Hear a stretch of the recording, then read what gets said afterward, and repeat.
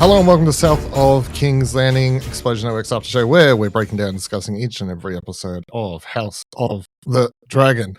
My name's Dylan Blight. Joining me, Hand to the King, Ashley Hobley. Hey Dylan, excited to be here to talk about the sex episode.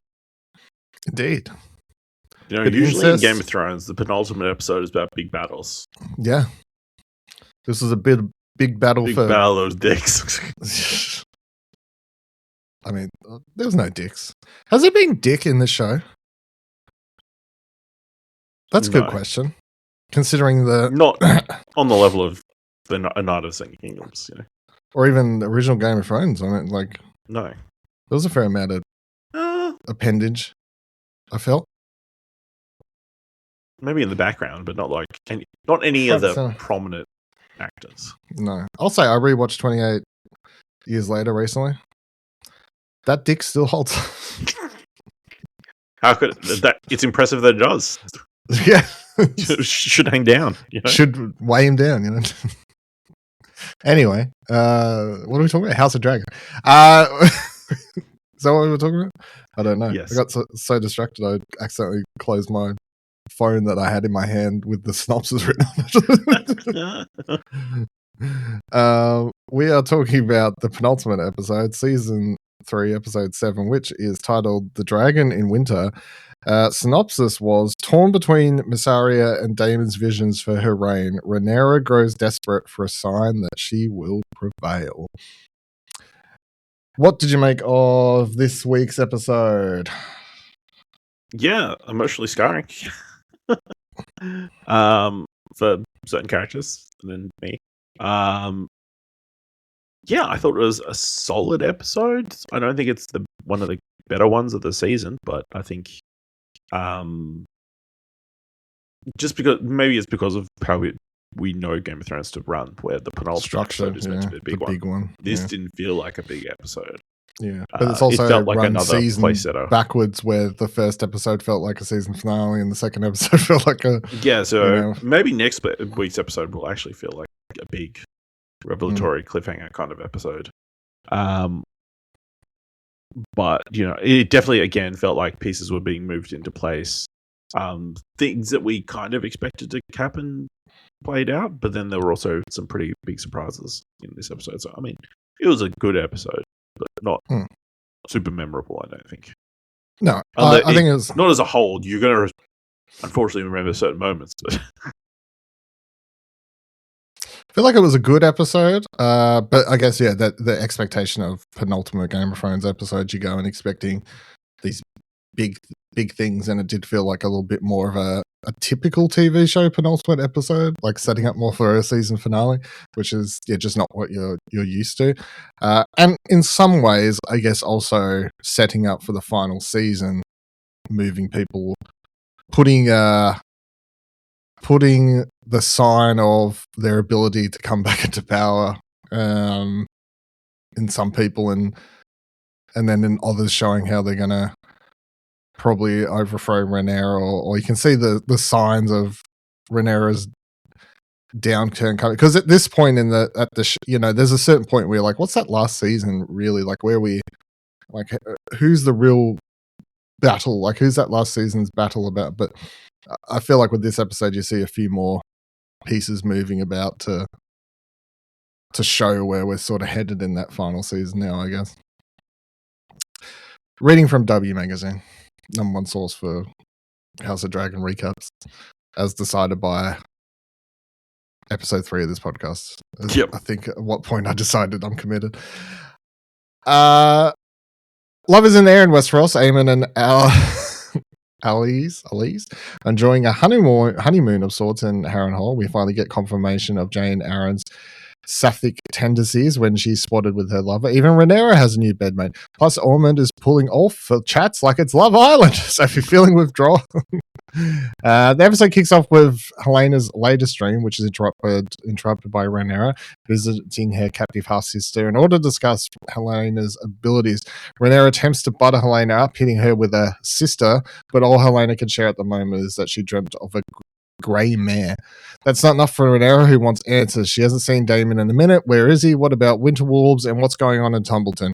Rhaenyra is not handling the pressure of the crown well, and she's beginning to unravel as she grabs Helena like a life vest. But the Dreamer has nothing of worth to share, at least at the moment.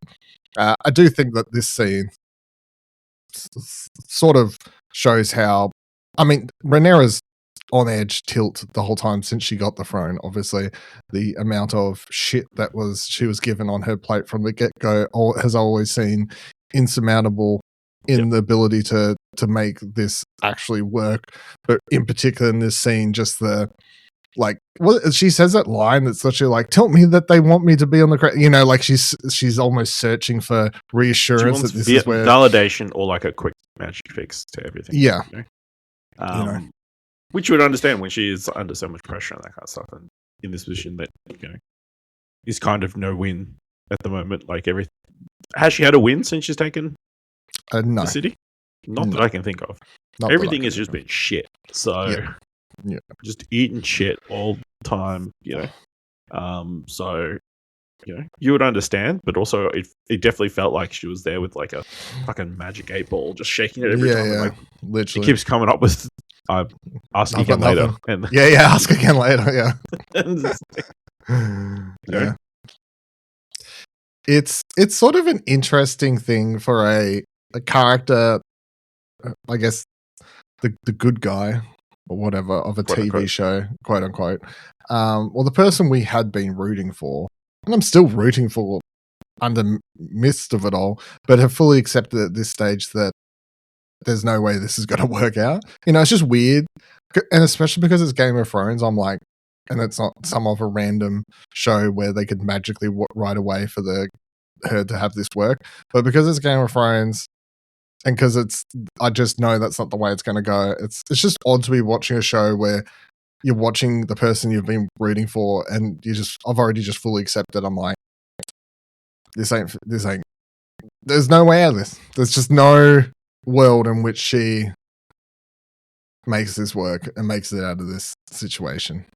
Now, who ends up on the throne at the end of all this? I don't really know. By the time season 4 wraps up. However, it's not going to be you know. Yeah, I think this episode actually does a good job of like reasserting that there's a bunch of suitors to the throne. You know, I think when she took the throne, we're like, oh, cool, she's in charge. This is where this is going, and I guess, you know, she won. That's cool. Now there feels like legitimate threats to the throne. Multiple now who have redeemed themselves or like brought themselves back up to prominence in this episode. Yeah. Every day remains a struggle for Rhaenyra, who has yet to find her footing on the throne. Her financial scapegoat, Lord Manderley, has caught up on his purpose, laying the foundation for another possible ally turned enemy, but the least of the Queen's problems. There is still no money. Lord Corlys and Daemon are MIA, and Alicent has not reported back from her mission to Harrenhal. The only good news is that the Winterwolves are close to reaching Tumbleton. There is hardly time to celebrate, however, before Adam and Baylor report that they spotted Sheepsealer with a rider. To Mysaria, this is proof that Daemon lied to his wife when he brought her the head of Jace's killer in episode 5. The Mistress of Whispers continues her attempts to drive a wedge between Rhaenyra and Daemon, and to create a space in which she can slip, but it isn't easy. Rhaenyra is reluctant to doubt her husband, and Mysaria realizes that Alicent was right when she warned the White Worm that Rhaenyra will always choose Daemon over her. But Daemon is still proving his priorities aren't necessarily with Rhaenyra. After Jane informs Daemon that Rhaenyra flew away on Sheepstealer, Daemon follows after her, and the father and daughter are reunited once again. Rhaenyra admits that she couldn't deal with living in exile, and she's hoping that finding Vhagar will help earn mercy from Rhaenyra. But just as Daemon kind of apologizes to Rhaenyra for being a bad father and offers to help her in his quest, Adam and Rhaenyra arrive on Dragonback. Rhaenyra attempts to flee on foot, but is immediately captured by Adam. Rhaenyra barely has time to take in the reveal of her son's true killer, however, before the dragons start to make it all about themselves. If the humans are enjoying their version of Love Island, the dragons are engaging in Bad Girls Club as they begin clawing and biting at each other in a tense CGI field scene. Rhaenyra momentarily forgets her new disgust friend Renee and saves the girl, flying off with her and back to King's Landing, where Daemon stays to try and fail to kill Sheep Stealer. Mm-hmm. What'd you make of, I don't know, the way this story with Rhaenyra sort of heads wraps up, Came sort together? of? I don't know. Yeah, came together. I think it's interesting that she wasn't killed on the spot. And Sheep Stealer is not dead, very apparently. I don't know. I don't know that the dragon fight was that visually impressive. Like, I don't know. I think maybe the CGI felt a little rushed. Also, at no point was Rhaenyra worried about her dragon, even though it took like some serious. Sheepsteal was like biting his neck like several For a times. second, I was like, is she about to lose her dragon? Her dragon could die right here. You know? Yeah, I was like, if her dragon dies, that's the final straw in the signs that in her mind and that kind of stuff. You know, she'll break. You know, so she felt very nonchalant about this creature that she's meant to be attached to. So, I mean, it's intriguing. You know, that she kept her there and alive, and I guess as a captive. I think maybe there's an opportunity for forgiveness, but I don't know. I think her thing too is that. Well, let me just continue. Unsurprisingly, Rhaenyra is not too pleased with Daemon, who can't even be alone with at a minute. She's fine, however, with Mysaria, though the two continue to argue about Daemon's dependability. Despite Daemon's deception, Rhaenyra doesn't see it as a betrayal, but a refusal to betray his daughter. Finally, Rhaenyra is opening her eyes a bit as she acknowledges Mysaria's own manipulative ways and her continued attempts to cause tension between Rhaenyra and Daemon. Still, the Queen still remains susceptible to Mysaria's psychophony.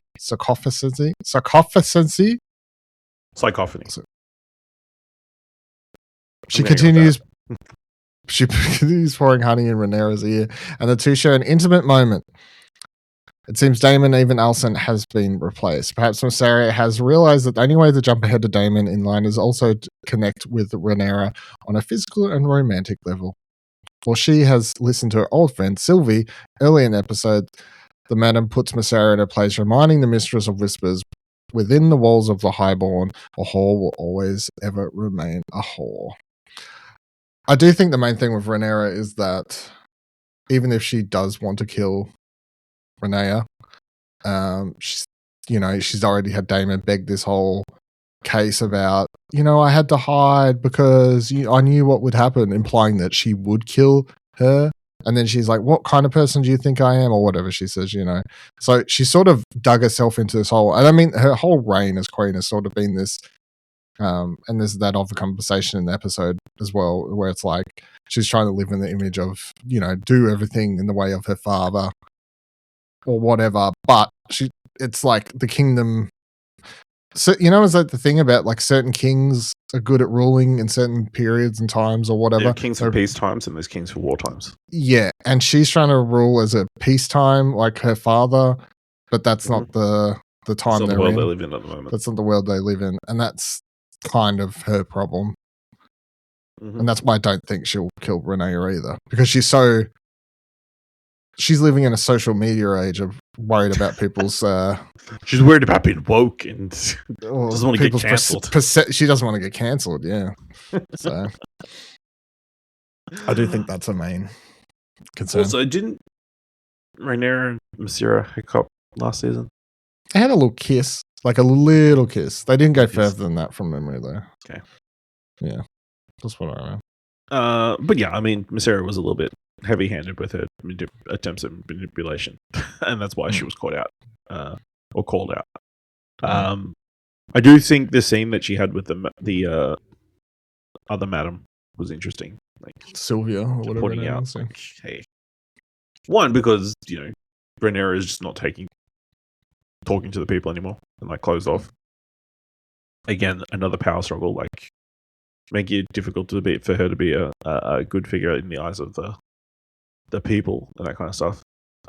But yeah, like Mysera kind of getting used to being in this position of power and being called out as maybe that's of more interest to her than helping the downtrodden. Mm.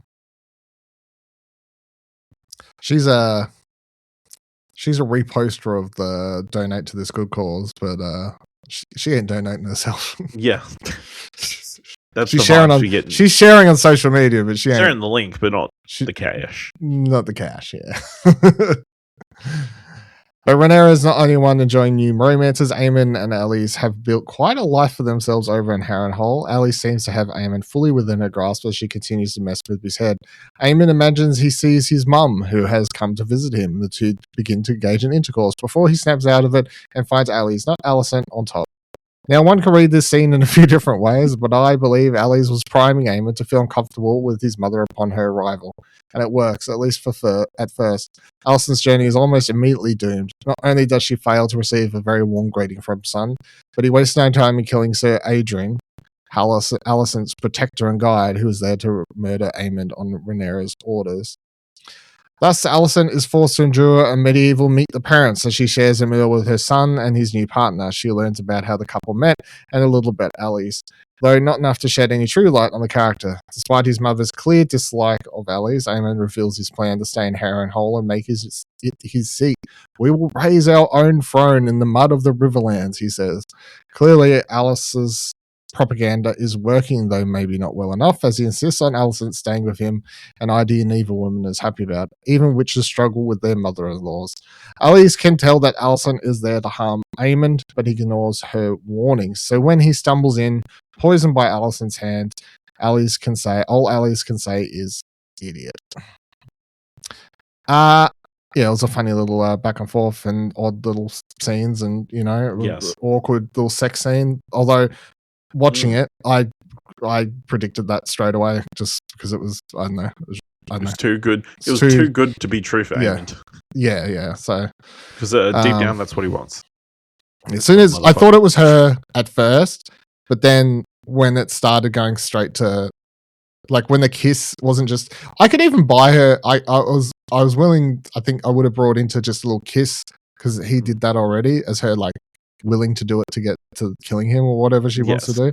But when it continued from there, I'm like, no, this is not. This is a witch is a witch. No.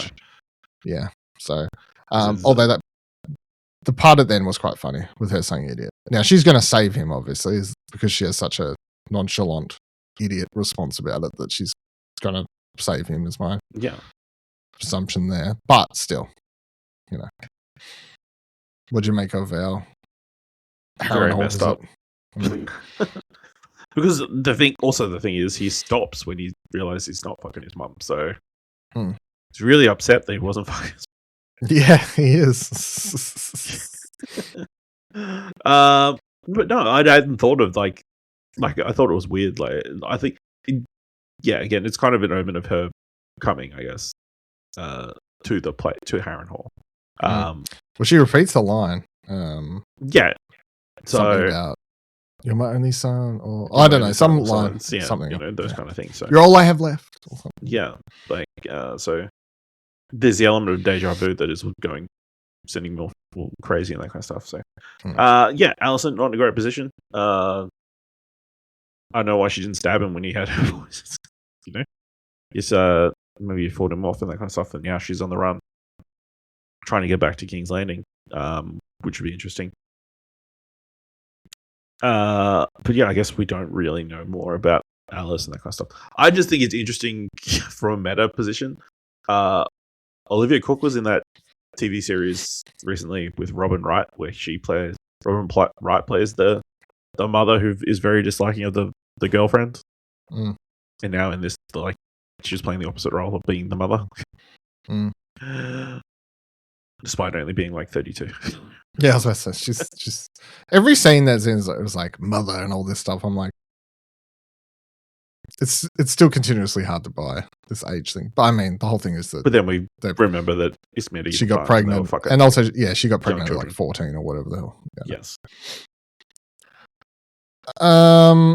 Gawain has decided to stay in Tumbleton to help out the High Tower cause there. He is mourning the death of Christian Cole, no matter how inevitable it may have been. Meanwhile, he has to deal with Ormond's increasing pomposity as his cousin is unbothered by the incoming Wunderwolves. Ormond hints at a piece on the board now that will bring the bitch to her knees. Could it be Corlys, whom he has captured, seemingly to dine with and discuss his dietary restrictions? The sea snake's captivity will stop the Valerians from aiding the Flandering King's Landing, but Gawain and Darren doubt that is Ormond's only plan. The pair discuss their unhinged relative, and it's clear Darren has lost any love he once held for his caretaker. Ormond raised Darren up to king, a position that the boy has no interest in, and now Darren is unable to make any decisions for himself, but instead must follow Ormond's merciful whim. I have no fear of insignificance, Darren says. Ormond, just let this poor boy live. It isn't until the end of this episode that we learn of Ormond's true pawn in the chess game. He's been courting Ulf, clearly, for a while. Ormond's spies in King's Landing have been informing him of the Dragon Seed's continued discontent, and is using it to his advantage. Ulf is basically a free agent, or one who is easily swayed.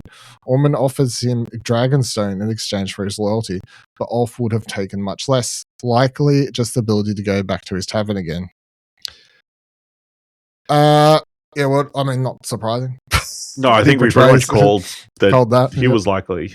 Yeah. Of the people that we thought were going to turn, he was the most likely. Yeah. So yeah, I guess,